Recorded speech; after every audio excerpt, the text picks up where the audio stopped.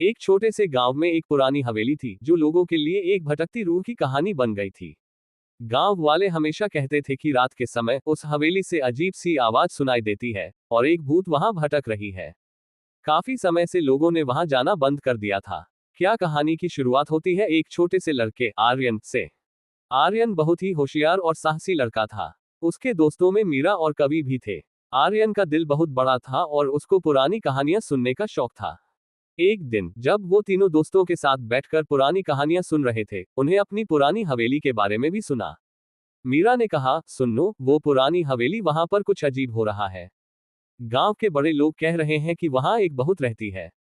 मैं तो ये सोच रहा हूं कि क्यों ना हम सब जाके देखेंगे कि असली राज क्या है। आर्यन ने अपने दोस्तों से कहा। मीरा और कवि पहले थोड़ी हिम्मत करते हैं, लेकिन आर्यन की हिम्मत को देखकर उन्हें भी फैसला किया कि वो उस हवेली के अंदर जाएंगे। रात का वक्त था। पूरा गांव इतना रहा था और उनके अंदर एक खौफ भी था, लेकिन आर्यन और उसके दोस्तों ने तय किया था कि वो हवेली का राज जरूर जानेंगे। तीनों अपनी तोर से हवेली की तरफ चल दिए। जैसे ही उन्होंने हवेली का द्वार पार किया, एक अजीब सी ठंडी हवा चलने लगी और पुरानी दीवारें अपने आप हिलने लग गईं। जैसे ही वो अंदर गए, उनको एक पुराना घंटा सुनाई दिया जो अपने आप हिल रहा था। आर्यन थोड़ा सा घबराया, लेकिन उसने अपने दोस्तों को हिम्मत दी और कहा, चलो हम सब मिलकर इस राज को समझते हैं। वो तीनों धीरे धीरे अंदर बढ़ने लगे। तभी उन्हें एक आवाज सुनाई देने लगी।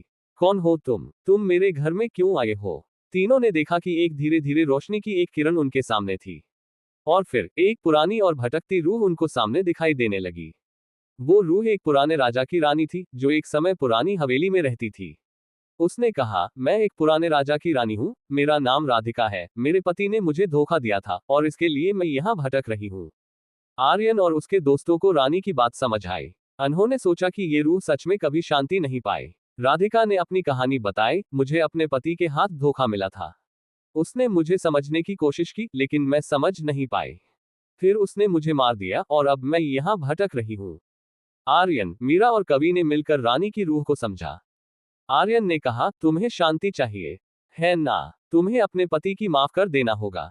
रानी की रूह ने पहले थोड़ा सोचा, फिर कहा, मुझे शांति चाहिए, लेकिन मैं अपनी मौत के बाद भी अपनी गलतियों को नहीं भूल पाई। तीन दोस्तों ने रानी को समझाया कि अगर वह अपनी पुरानी गलतियों को माफ कर देगी तो उसे शांति मिलेगी। रानी की रूह ने उनका समझाव मन और कहा, शायद तुम सही हो। अगर मैं अपने पति को माफ कर दूंगी तो शायद मुझे शांति मिल सके। जैसी ही रानी की रूह ने अपने पति को माफ किया, एक अच्छी रोशनी उसे आसपास घूमती हुई दिखाई देने लगी।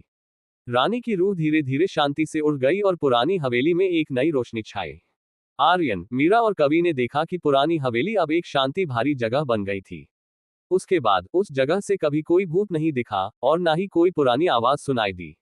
अगली सुबह तीन दोस्तों ने गांव वालों को बताया कि उनको पुरानी हवेली का राज जान लिया और रानी की रूह को शांति दी।